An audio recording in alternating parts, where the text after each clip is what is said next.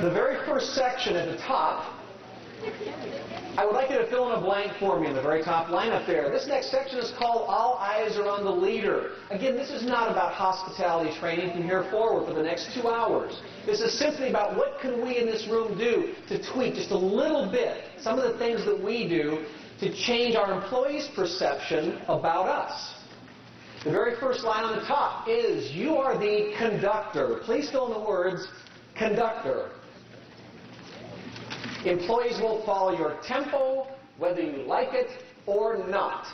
And I'll repeat the last 2 words, or not, because that will happen. I would just like you to envision that when you come into your restaurant, the employees begin looking at you the minute you hit the door. They're watching you because they're looking for a tempo. If you take your baton and you move this slow, they will also move that slow. You speed it up, they will speed up. They're watching your every move, whether you want them to or not. And that is the key. They'll also pick up the things that you don't want them to pick up. The first time I found out about how much power I had in this particular area, I used to work in retail for about 12 years, retail management, and I managed a clothing store up in the Seattle area. It was during the jean boom in the 70s when Britannia jeans, and just any jean you put on a table would fly out the door. We had a theory in retail, stack them high and watch them fly.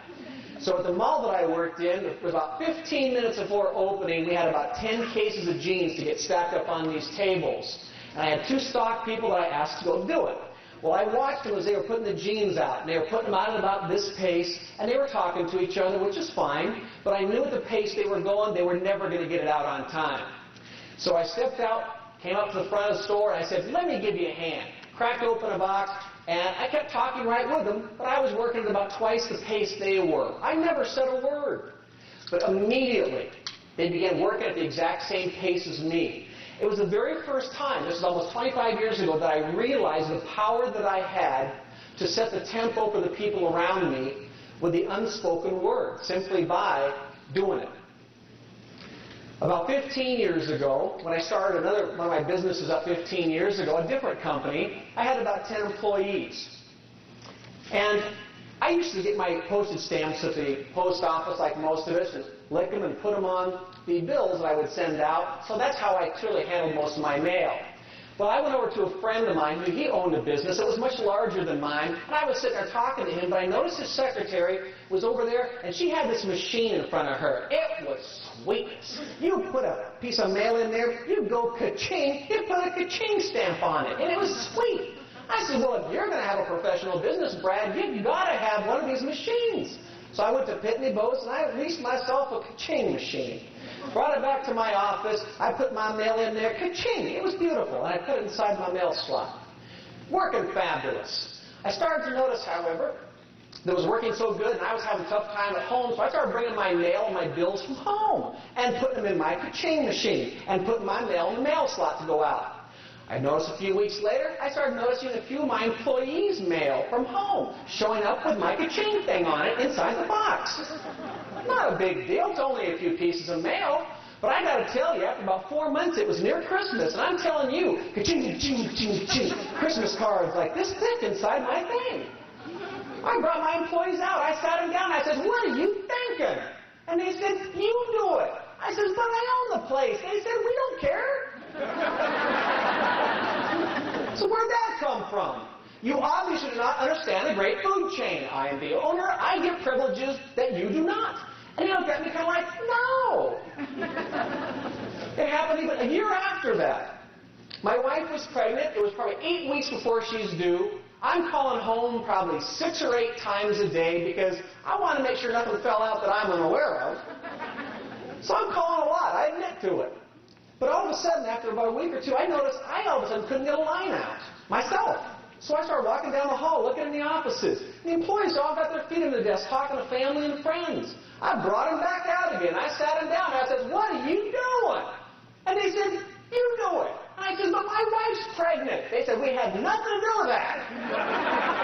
And that was really good news. But it just reinforced to me. I still, to this day, Do not, you ought to see the Pitney Bowes machine I got now, man. 350 horsepower. It is a big, mean machine. But I do not bring my personal mail and run it to the machine because I know I can't stop my employees from doing it. They'll do it. And on personal phone calls, I still do not make personal phone calls. I've got 35 full-time employees. I do not make personal phone calls. And if I do have to sneak one in, I close my door. I'm that cautious about it. Setting the example. I got it reinforced to me again probably about 6 months ago. I had some shoes. I bought them at Nordstrom's. They were kind of like wearing on me a little bit. They were brand new. So I got it in my office, kicked my shoes off under my desk. I was relaxed. I needed some water in my water bottle because I drink a lot of water. Walked all the way down the hallway, past the cubicles, past the office, went to the kitchen, filled the water up, came back, sat at my desk. Wasn't even 15 minutes. My vice president and general manager walks in the door and looks under my desk like that and says, Andrew? I said, what? She goes, come here. Took me out in the hallway and pointed down the hallway. Half a dozen people had their shoes off already, walking around the office. You can't win. I'm just telling you that if you want these employees to smile when they are at work, you better be smiling too. If you expect them to use the customer's name when they know the customer, you better start using their name a lot. Exaggerate. Everything that you want them to do, make sure they see it tenfold from you as well. The next word I'd like you to fill in, the next blank down, is the word authenticity. Authenticity. If you don't know how to spell it, just draw it. The employees won't believe the message if they don't believe the messenger. This is very simple. If you are going to waste your employees' time by sitting down and trying to coach them on these issues, you're going to go back, see tomorrow, you're going to get all fired up about some of this stuff, you're going to want to coach them. If you're going to sit them down in a meeting and you're going to talk to them, do not waste their time by looking at them and going, yeah, that Brad guy, he says we got to get better at the service thing, so let's get all over that. Make sure whenever you sit the employees down and you're coaching them that they hear that passion in your voice, that they see it in your eyes. Otherwise, they will not subscribe to it. And walking the walk and talking the talk is what I just talked about. The next one down to fill in is the word focus. Focus. And there's no K in that for those who are spelling impaired. See, visionary leaders, they broadcast a few key messages and they focus the employees' energy. The key message, you can decide what you want it to be. Now, the key message should be is that we are going to learn to exceed everybody's expectations. When they walk through that door, we're going to find a way to wow them. Or it can be, we're going to start treating people the way we personally would like to be treated. I don't care what your message is, as long as they have a very clear message about the culture of your restaurant. On top of that, if you're going to coach them into some new behavior changes, let's say you've got 5 things that you want them to do with every single customer. You've got these things picked out and you say these are non-negotiable, we're going to do them. If you try to give them all 5 in one day and say, here, do these, start them now. It's just like going on a weight loss program. You try to lose 5 pounds in 1 week, you're going to have 10 pounds come back the next week. It just doesn't work as sweet as that. I will ask you that if you're going to coach people, is take one item at a time and have them focus on that one item for about 2 weeks. Don't get them all confused with everything else. 2 weeks, let's focus on that. Get it really ingrained in their system 100% of the time. Then after that, say we're going to continue to do this, but we're going to add a new thing. And you work on that for the next 2 weeks. Basically, it might take you 10 weeks. And that might seem like too long. Some of you are saying, that's way too long. But you know what? It sticks. That's what it takes to create a culture, not just a quick program that might go away. The next line down I'd like you to fill in is the word positive attitude. Positive attitude.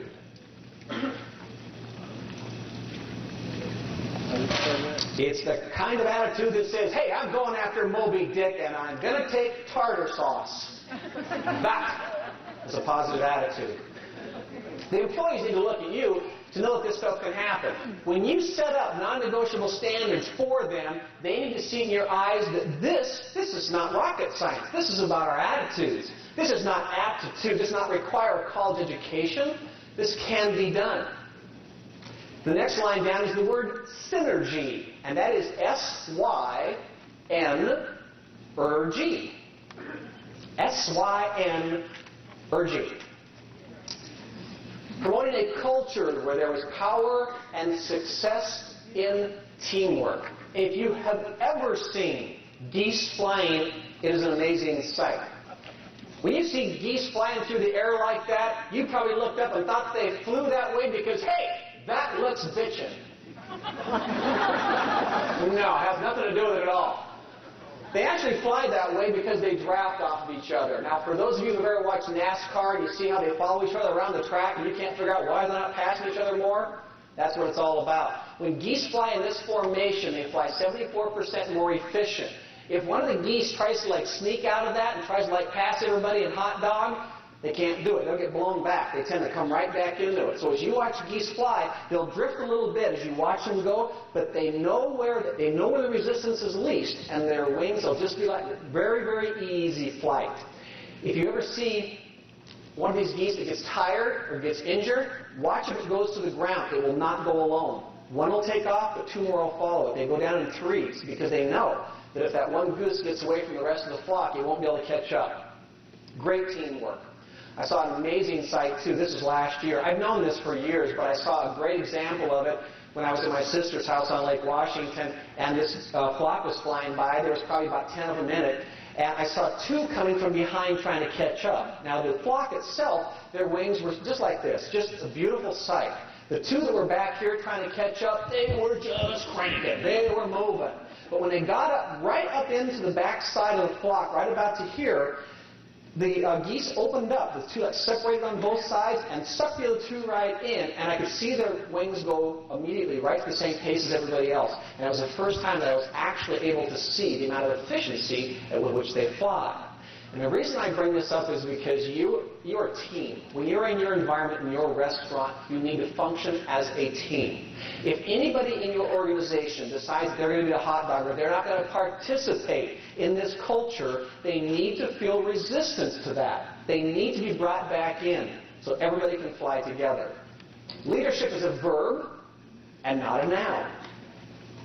Leadership requires action. I'd like you to fill the word action.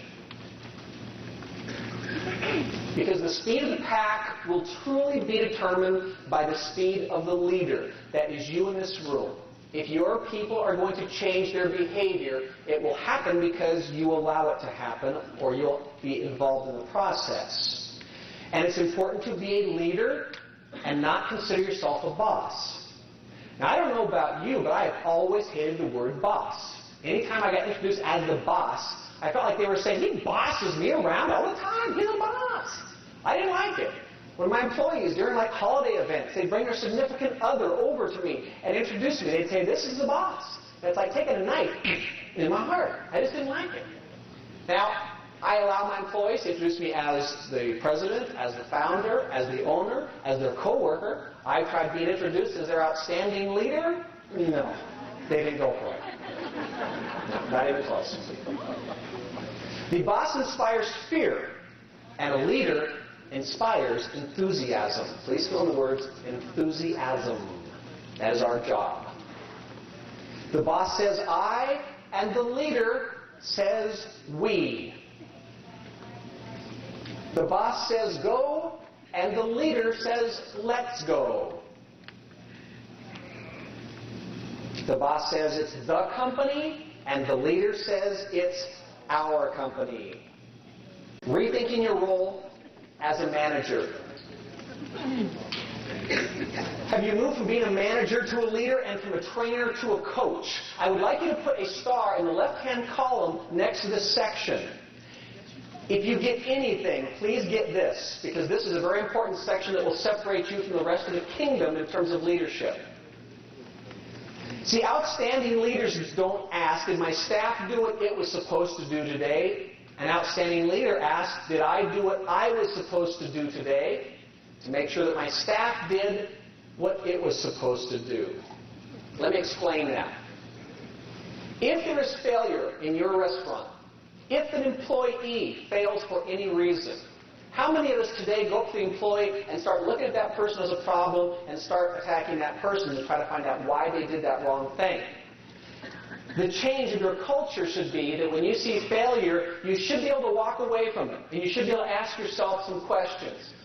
Your questions might be something as simplistic as, did I possibly not give that employee all the proper tools that they needed to perform that job? Did I not maybe give them all the proper training that they needed to get that job done? Maybe the day I gave it to them, I gave them most of it, probably 90% of it, but I was in a hurry that day. So maybe the 10% that I did not give them created this failure. Can I take any responsibility for that? Is there a possibility that I did not give them all the proper time that they needed? It might have been a task that might have taken 2-3 hours, and I told them they needed to have it done in an hour. Try to push them a little bit. So first of all, as great leaders, outstanding leaders, we can look at ourselves first and see if we can take any responsibility for that failure. And if we can, we need to apologize to that person and let them know that, John, I am so sorry. You know, I gave you all the tools you needed, but you know, when I walked out the door that day, I failed to give you a few bits of information more that might have made the difference between your success and failure. Therefore, I failed you, and I'm sorry for that. Watch the look in their eyes, though, about you being a new leader. They'll look at you with some brand new vision. Now, the next thing we do is, let's say we couldn't find anything that we can't accept any responsibility for. We're certain they had everything. Do we go after the employee yet? Of course not. We open up dialogue with the employee. We ask the employee the same questions. John, did I possibly not give you all the tools you need? Was there anything that you needed that you did not have? And if John says, no, I had everything, did I not properly give you all the training that you needed? John might say, no, you gave me everything. Did I not properly give you all the time that you needed? Did you not have enough time? He says, no, I had all the time. Then the employee automatically starts taking accountability for their actions, and it's not you pointing fingers at them. They know that there's fault to be had. The next line down is serve employees. See, a leader's role is to support employees and remove barriers. I'd like you to fill in the blanks. Remove barriers. Our job is to ask employees questions and ask them, you did not succeed today. Did anybody, myself, a coworker, or the company, put anything in your way to keep you from reaching your goal? Maybe we're going to learn something from that process. Fostering trust and freedom. Create an environment that eliminates fear. Please fill in the blank, fear. Keeps promises and fosters freedom to question and contribute. If you read that sentence or paragraph towards the bottom, it says, if you lead through fear, you will have little to respect. But if you lead through respect, you will have little to fear. Now, the next bullet point down is coach and share time. Allocate time and resources to coach employees to take on more responsibility and authority. Keep your employees enlightened. Please fill in the words, enlightened and educated. That's a matter of simply not giving them the mushroom treatment. For those of you who do not know what the mushroom treatment is, that's keeping your employees in the dark and feeding them BS. That is not the way to lead people. Let's go to the next section, which is credible leaders. Now, nationally, across the board, in all industries, what do employees perceive as a credible leader? Please fill the blanks. A credible leader is they do what they say they will do. They keep their promises and follow through on their commitments. The next bullet point is their actions. Their actions are consistent with the wishes, goals of the company. The next bullet point is they believe in the inherent self-worth of others. And they learn how to discover and communicate this to the people that they lead. The next bullet point is they are capable of making a difference in the lives of others. You are capable of improving the lives of the people around you. The next bullet point I would like you to put a star next to and fill in the blank with, they admit their mistakes. They realize that attempting to hide mistakes is much more damaging and erodes credibility. By the way, how many of you have children of any age? Doesn't make a difference. How many have children in a room? Okay, great. You might understand this when you have a child out playing with a bunch of other kids. Child does something wrong. You don't realize it's your child, but something goes wrong, something gets broken, your child shows up, has this guilty look on their face, so you send them to their room. Go have timeout! Timeout's great. Now, you found out a half hour later when the neighbor lady comes over that it really wasn't your child that created the problem, that it was another child. And you've got this decision to make. You can be the parent that says, I'm not going to apologize to my kid, or you can be this outstanding parent that brings your child out and says, son, I am so sorry. I owe you a huge apology. I made a big mistake. I did not trust you. I did not believe you, and that was my mistake. I am so sorry for that. But watch the child's eyes again. Look into the child's eyes and look at the new respect they've got for their adult parent. And how good you feel. I don't know about you, but I feel good when I get the chance to apologize. I feel so good. I scream at my son daily just so I can, feel good. He's used to it. An apology, some of you may consider an apology to an employee. You might think, I would never do that. That's a sign of weakness. Trust me, it'll be one of the bigger strengths you ever have to be able to apologize to an employee if you can take some responsibility. The next bullet point down is, they arouse optimistic feelings and enable people to think positively about the potential for success. This is creating an environment that does not allow the words, I can't. This is also very much like parenting. Since my son was able to speak, I would never allow him to use the words, I can't. He would come home and say, Father, I can't do my homework. I'd say, is it challenging? Oh, yes. Is it difficult? Oh, yes. Can it be done? Well, maybe. I never let him say it. Of course, now he's taken full advantage of me, though. He comes home now at the age of 14 and says, Father, I'm finding myself exceedingly challenged by my homework.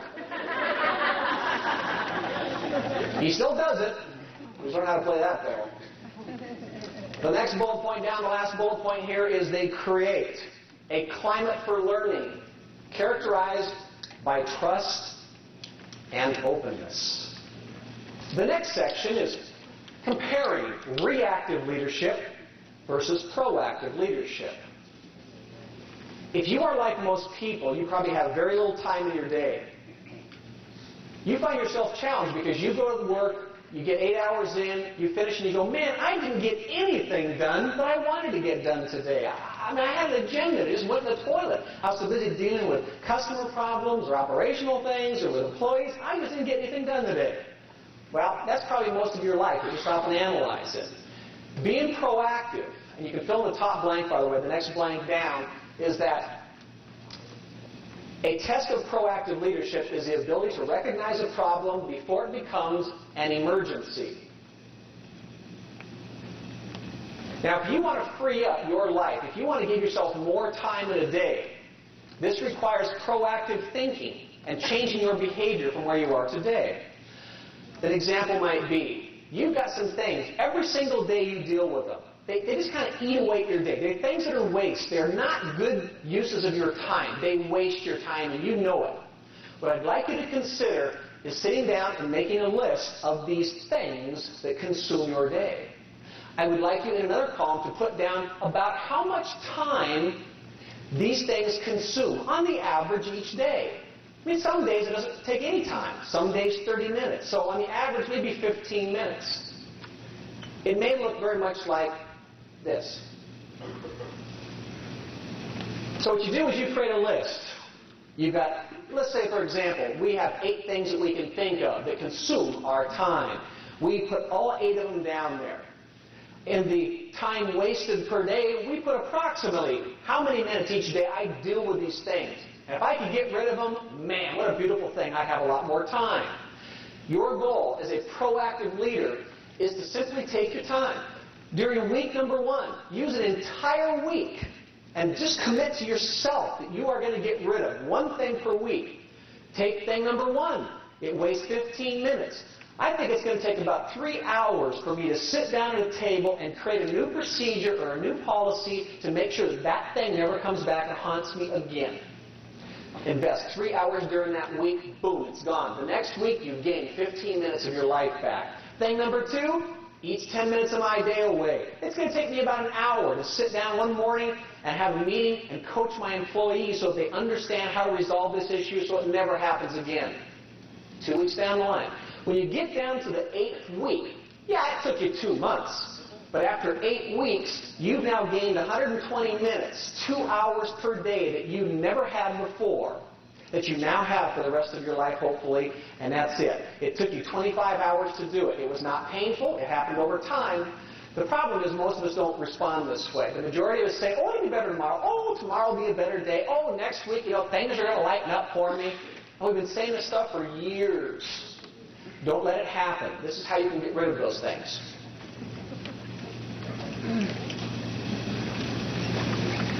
Reactive leaders spend most of their time putting fires out. The result is you're constantly handling problems with no time to manage important daily tasks. Proactive leaders put systems in place. Ladies and gentlemen, the words systems. To prevent the fires. The result is you're not having to handle the same fires each day and you have more time for other tasks. Please accept the concept from me that people do not fail as much as systems do. If an employee in your restaurant fails, I ask you to look very carefully at what system you can put into place as a protective net to keep that person and other people from failing. That is also thinking proactively. I may have said it before, but it is absolutely insane to continue to do what we are doing today, but expect better results tomorrow. Something has to change in the way we do our business and the way we act today if you really want better results tomorrow. And that's why we talk about proactive leadership. Let's talk about another idea. When a fire flares up in your environment, are you the kind of leader that throws a bucket of gas on the fire? You ever work with anybody like that? You go to them with a problem and all of a sudden it got bigger? That's that. Or are you the kind of leader that throws a bucket of water on the fire where you quickly extinguish it? Now here's a question. Is the fire the cause of a problem or is it the effect of the problem? Give you an example. I had an employee that worked for me one time. Her name was Tabitha. She worked for me for about 4 years. Charming person. Wonderful employee. Everything. Her personality, her work quality, she was on time. Everything was fabulous. I would have killed to have 20 more Tabithas.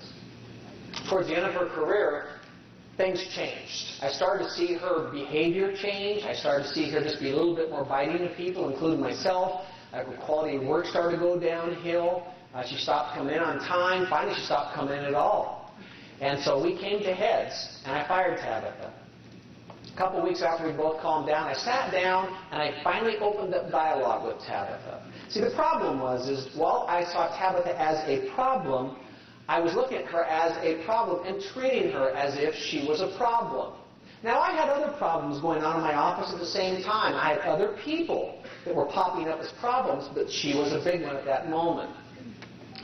After talking to her and actually opening up dialogue for the first time with her, I realized that she was really not the problem. I sat down with the other employees and I asked them what was going on. And they told me their story. Turns out, these people were not problems at all. They were simply symptoms to a greater problem in my organization. It was my vice president and general manager. I fired this person, removed him from my office, and everything came together and everything's been perfect ever since. It was the very first lesson I had had that when you see things pop up in your restaurant, don't look at them initially as a problem.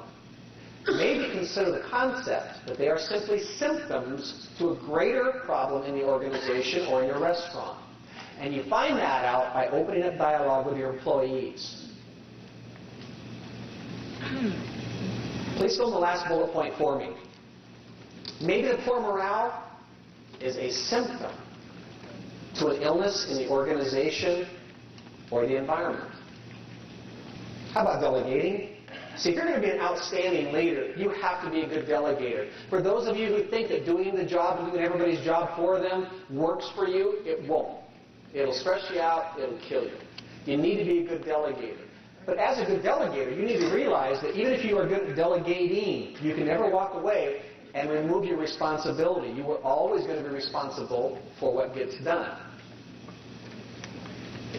Stress results, not details. Make it clear to your employees you're more concerned about the final outcome. Please fill in the blank, final outcome, than the day-to-day details.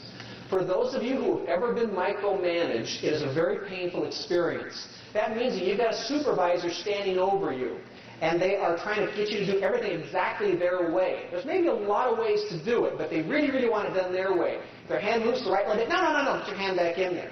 That is called being micromanaged. It is a very, very painful way to be an employee, and it also drains the leader's time as well. I just ask you to give employees some freedom. If they can get the job done their way, and there's no harm in it, allow them that freedom. Please do not try to micromanage people. Don't offer solutions to problems. When employees come to you with problems, they're looking for you to solve them. Please fill in the words, solve them. Please don't do it. This happens actually a lot more probably in your earlier stages when you first become a supervisor. Employees come to you and they ask you a question, and you want to try to demonstrate that you are the supervisor for a reason. You've got the expertise, so you give them the answer.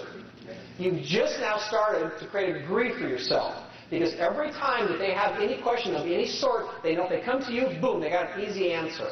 That means they don't have to research anything themselves. Now you've become the answer person. You will find that all of a sudden your day is shot. And sometimes it's not with the things, it's with the people. I highly recommend if anybody comes to you with a problem, turn around immediately before you ever answer and just ask them the question. If I was not here right now, how would you handle it? And chances are they're going to have the answer. Teach your people to think for themselves. For those of you who have ever heard the old saying, give them a fish and feed them for a day. Teach them how to fish and feed them for a lifetime. That's what coaching is all about. Coaching is making them so they can think for themselves and they can do their task themselves without having to bother you. The only downside to that is the employees might be sitting around one day talking and saying, have you noticed? I've been asking the manager a lot of questions lately and they don't know anything. They're dumber than a brick. It's okay, you got more lunchtime now. Turn questions around. If an employee comes to you with a problem, ask them for possible solutions. I already got that one, didn't I? No, I didn't. That's it. If they come with a question, ask for possible answers. That's what we just talked about as well. Give clear and realistic deadlines. If you don't give clear deadlines, employees won't feel accountable for the completion of the task. Keep a delegation log. When you delegate an assignment, write it down. Make sure you know what your employees are doing. Make sure you know what you've delegated. There's nothing worse when you've delegated 5 employees some responsibility for the week, and one of them comes to you on Wednesday and says, I almost got it done. And you go, what? And they go, the thing you gave me. And you go, what? You know, it sends the message you really don't care enough about it to begin with. How about follow-up? Request that employees come to you. You should not be responsible for chasing employees around, calling them at home. You need to have a schedule that says every Monday at this time, or when you come in, you report to me. Have a schedule so they report to you, and you're not chasing them. The next section is 10 ways to give constructive feedback. Now, this is simply no more than how do you step on your employees' shoes without ruining their shine. So we're going to talk about how to do that. The very first one there is start off by saying something nice. Now, I don't mean this to sound token. The reason you start off by saying something nice is you want to reduce their anxiety for the fear of their job. Because from an employee's standpoint, whenever you go to an employee and say, can I talk to you in the back room? That's never good news. Rarely. So when you tell an employee you want to talk to them out here and have a cup of coffee with them, make sure you let them know up front that, we just want to talk about some coaching. You're a great employee. We just want to talk about some things that happened yesterday. Let them off the hook and let them know their job is not in jeopardy. Number 2, I would like to put an asterisk off next to number 2. This is another huge one. Identify the behavior You want to correct and direct your feedback at the action and not the person. I'll demonstrate that for you. The majority of the time when we want to coach people and we want to give them constructive feedback, the majority of the time, the way most of us word it, it comes across as a personal attack. We feel like we're being attacked. I'm going to ask you to think very cautiously about how you word constructive feedback. And I would like you to envision that the employee is holding off the side over here the issue that you want to talk to them about. So I would like you to envision that you can say, Brad, you're a great employee. You've been with me for a year now. You're doing a fabulous job. However, I would like to talk to you about something that happened yesterday. Do you feel that? They're protected. They think that they're safe, and we're just going to talk about this thing out here. This takes time. This is not something that will come automatic to you. This is a matter of changing the way you think and changing your culture. All I do is ask you to take a deep breath before you're going to coach somebody on something constructive, something negative, and think about it before it comes out of your mouth. Just verbalize it in a way that they don't feel like they're being personally attacked. Because when you go to an employee and say, you, their response is, I don't think so. It's natural. And they'll reject the information. They'll shut their system down, and they're not going to hear most of the stuff coming at them because they feel like it's an attack. Number 3, make feedback specific. Please fill the words specific.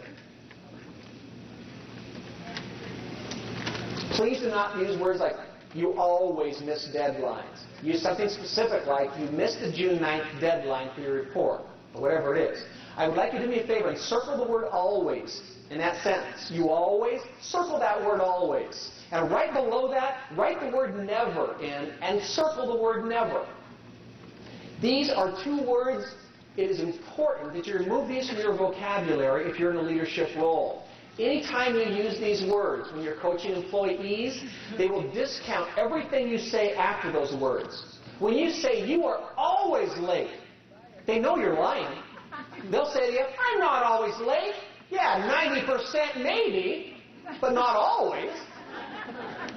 So anytime you say never or you say you're always, that means that everything after that, they figure you're lying too. Because you lied about that. Number 4, be sure the behavior you're correcting can be changed. Number 5 is use I and we, please fill in those blanks, to stress that you want to work out the problem together. In other words, we have a problem, and I'd like to help you with it. I and we. That's changing our vocabulary just a little bit. Don't belabor the point. Make it short and sweet with no lectures. Offer to help the person correct the problem. As I just said, we seem to have a problem, and I'd like to help you with it. Don't set a tone of anger or sarcasm. Do not give feedback while angry. Wait 24 hours. Now, I want to make sure you're clear. If you're coaching an employee and you see something that is wrong and you need to correct it, that's okay. But if you see something that gets you angry, then please wait 24 hours. Because if you try to discuss something constructively with an employee when you're angry, the chances are it will not come out well. It will come out as an attack. If you're putting your feedback in writing, write it down and let it sit overnight. Read it the next day and make sure you still feel the same way. Especially if you're talking about disciplinary action. Don't write a disciplinary note and then give it to them right away. Let it sit overnight, and the next day, about 90% of the time, you'll probably rewrite it and soften it a little bit with the same points. Being a great leader, you cannot take every wave head on. It's like standing in the surf and being hit by every single wave. It'll wear you out. It'll beat you up. There's some things that are going to happen in your restaurant that it's simply just worth ducking and letting it go over your head. It's just not worth it. It might be a great employee. If one day has a bad hair day and you know that's not normal, there's no sense going after them over it. It's just not worth it. You'll wear yourself out. Let's talk about some manager styles. There's 4 major styles. One is the leader, one is a boss, one is a friend, and one is a follower. Now, I'm not going to cover all 4.